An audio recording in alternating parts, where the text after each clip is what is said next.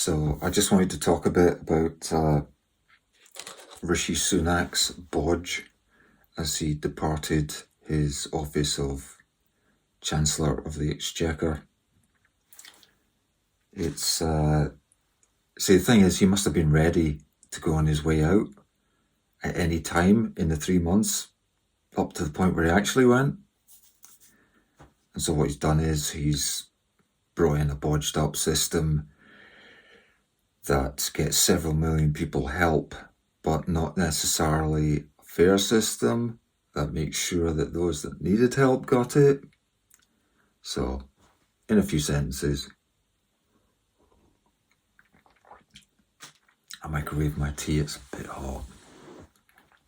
Basically, Rishi wanted something that was, to quote a man who has recently almost left office, oven ready. It needed to be quick, ready to go, relatively simple.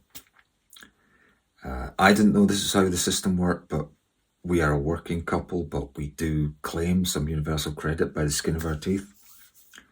So what Rishi did was he based it on the monthly amounts that universal credit pay out. It's a month-by-month system. So if this month you only earn, say, 500 quid, then you'll get quite a lot of money from. If next month you earn 1,500, you won't get anything from. Okay, we're kind of, just getting some money. So he basically made it, he must have looked along the spreadsheet, as it were, and decided that rather than say year to date, which is what I thought it was the 26th of April 21 to the 25th of April 22, but it's not. It's from something like that, because that's almost like the tax year, but it's not. It's just the month of the 26th of April to the 25th May this year. Okay, if you got money in that period, universal credit, a penny, anything, you get paid the 650 quid that Rishi Sunak's handed out for cost of living, as well as anything else that's related to that assessment period. So the month before, we got our money, our small amount of money from universal credit, that would be eligible. The month after, we got a small amount of money from universal credit, that'd be eligible. The particular month that Rishi Sunak has chosen, and this is not coincidence, is a month where lots of working poor people will find themselves getting anything their employer has not paid them to date that they should have. Like, let's say you've got holiday you haven't taken. Well, April, May time is when your employer will hand you the money if you've not got time left to take your holiday. So 2 weeks holiday, maybe they'll give you like 400 quid. Well, for most people, that would mean you suddenly didn't get any money from universal credit.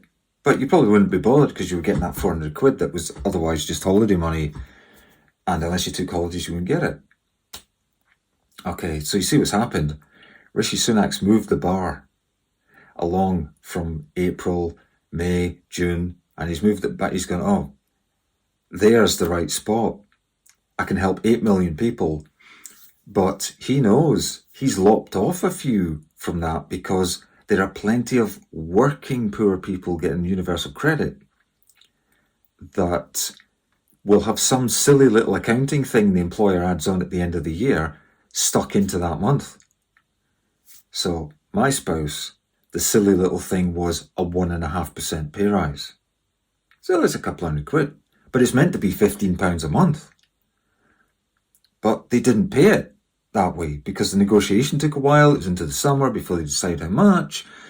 And then finally it accrues and then say, okay, we figured out what the amount is now. You'll all get it. We can't do it until the end of the year, financial year. So that's the April, May pay packet. And by lumping in, instead of paying the £15 every month of the pay rise for the year, which is the proper amount. So the proper amount for the May time, the assessment period of universal credit, Rishi Sunak picked, the proper amount would be 15 quid, which would mean we still got universal credit. Instead of that, it's the whole lot for the year, so it's a couple hundred quid. And that means we didn't get any universal credit for that assessment period. But it's purely a technical accounting bodge. By a freak situation, they've withheld the money until the very last month in the financial year, and then they've dropped it on the pay packet. That's the employer's choice, but that's not how it actually was accrued by earnings. It should be £15 a month for that year. But of course, it technically means that we got no universal credit during the assessment period, which was from 26th of April 22 to 25th May 22. It so happens, I'm looking at the numbers now, we got zero for that period. But it's a quirk of accounting. But that's a quirk of accounting that Rishi Sunak knows all about.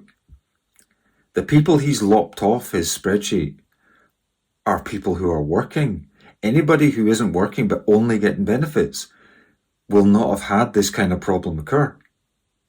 Because you don't get holiday pay for being on benefits, and they don't suddenly have to give you at the end of the year.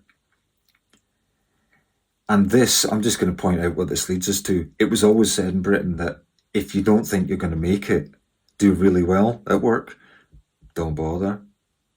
Because halfway doesn't work in this country.